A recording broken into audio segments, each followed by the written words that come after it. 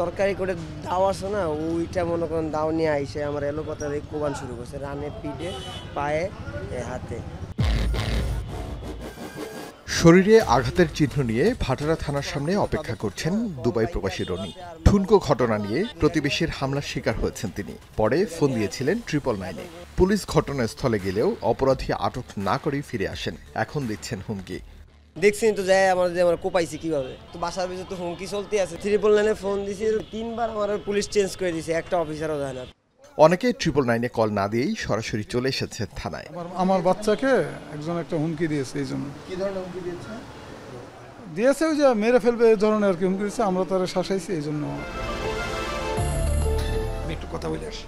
999 সেবা দিয়ে প্রশ্ন করায় কিছুটা পাশ কাটিয়ে যাওয়ার চেষ্টা পুলিশের।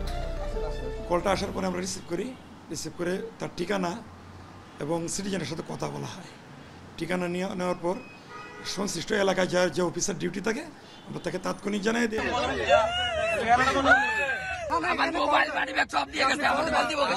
ভীতির কারণ কি, এই প্রশ্নের উত্তর এখন সবার জানা। নাম না প্রকাশ করলেও সামাজিক যোগাযোগ মাধ্যমে ঘুরতে থাকা কয়েকটি ভিডিও দেখিয়ে জানালেন কারণ।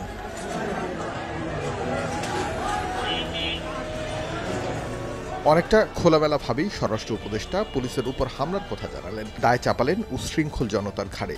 বললেন, আইন শৃঙ্খলা বাহিনী ছাড়া কারো অভিযান চালানোর সুযোগ নেই। পুলিশের উপরেও আক্রমণ হচ্ছে। এইগুলি ক্ষেত্রে আপনারা জনগণকে একটু সচেতন করতে হবে। জনগণ এত উচ্ছৃঙ্খল হয়ে গেলে কিন্তু অনেক সময় সমস্যা হয়। মানে বাহিনী দিয়ে তো সবসময় কন্ট্রোল করা যায় না। জাতীয় এমার্জেন্সি সার্ভিসের অফিস ঘুরে জানা গেল, এখন পর্যন্ত প্রায় 6 কোটির বেশি কল এসেছে 999-এ, যার মধ্যে 20,59,000 মানুষ সেবা পেয়েছে। জরুরি সেবা প্রার্থী কলের মধ্যে 83% পুলিশের সহায়তা চেয়েছে। এছাড়া 8% ফায়ার সার্ভিস ও 9% অ্যাম্বুলেন্স সহায়তা চেয়ে কল করেছে। অবান্তর কলের সংখ্যাও কম নয়। সামান্য ঘটনা, একটু মারামারি দেখলো, দুজন কথা কাটাকাটি হচ্ছে, এটাকে অনেক বড় মনে করছে, করেই 999-এ ফোন দিচ্ছে। এখন তো বর্তমান সময়ে মারামারিগুলো বেশি হচ্ছে, ছিনতাই বেশি হচ্ছে, ডাকাতি বেশি হচ্ছে, এই কলগুলো মূলত এখন বেশি। পুলিশের মনোবল বৃদ্ধি হলেই সেবা নিশ্চিত হবে সাধারণ মানুষের, বলছে বিশ্লেষকরা।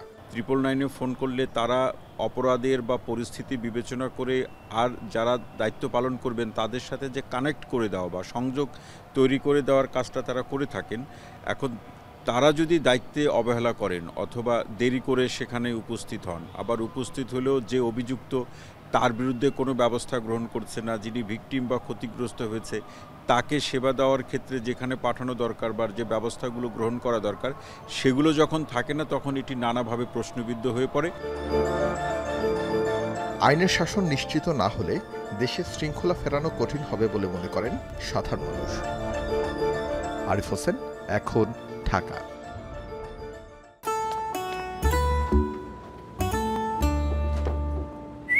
এই ঈদে জুয়েলারি ক্লোদিংয়ে বিকাশ পেমেন্টে ডিসকাউন্ট।